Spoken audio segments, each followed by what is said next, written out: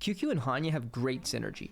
I'm going to use this zero cycle to showcase how you can use Hanya's skill point generation along with making sure to get that extra turn from Qingque's buffer state and take advantage of all of our ults for 1 turn longer. And on top of this, we also want to make sure that when we attack, we actually don't want to lose burden on the enemy too quickly, because then we're not going to be able to get the damage bonus from it. So we want Qingque to be the one essentially only attacking the one with burden, since we're only going to be applying it once on this first wave. And we want to make sure we get that with at least the least amount of skill points as possible. That's why we're at 5. And since we're at 5, we're just going to use Tingyan's skill just to make sure we are completely set for the rest of the game. So we have 3 more turns of Benediction.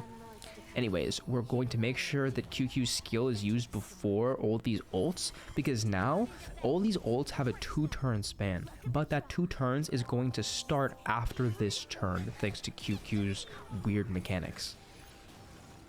Beautiful. And now she's just going to wipe it out with a 16 buffs. She has 16 buffs right now, and the seriousness of breakfast does have that 1 stack since it killed, but now it'll be maxed out. Now it has 3 stacks. So going into the second wave, we only have to basic attack to get up Tingyan's ult, and we're going to basic attack with the rest of it. And since the dance is going to boost everybody up, we're never going to get attacked for the rest of the fight. So this is just it. It's just over.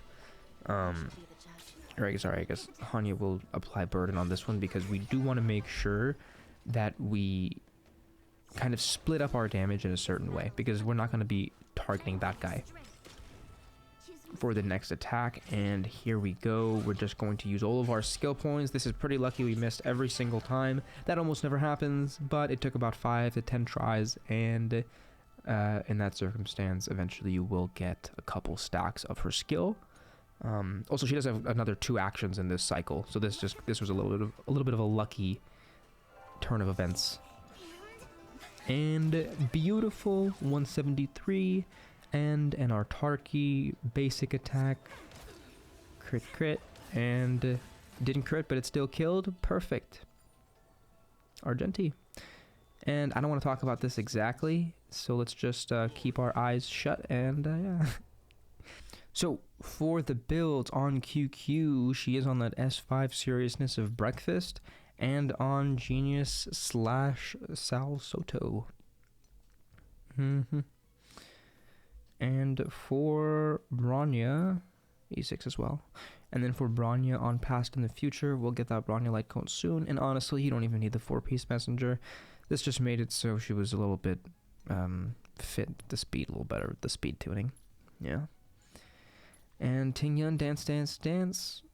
Passerby for the extra skill point, E2. Once Ron May comes out, we will be able to get a couple more Eidolons, hopefully, if I can pray. And if my prayers are received in a positive manner. And S5 meshing cogs on Hanya for, again, a 4-piece. That's not a 4-piece because it doesn't matter, really, that 12%, unless you're trying to go for breakpoints. It's fine. And I'm wasting that extra 5%, and also that energy recharge is also completely useless. And yeah, thanks for watching. I appreciate it. Adios.